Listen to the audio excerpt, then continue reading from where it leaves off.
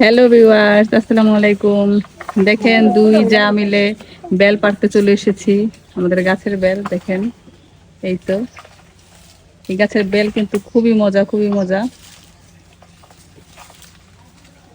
তো দেখেন কিভাবে পারি আমরা, আমাদের সাথেই থাকেন।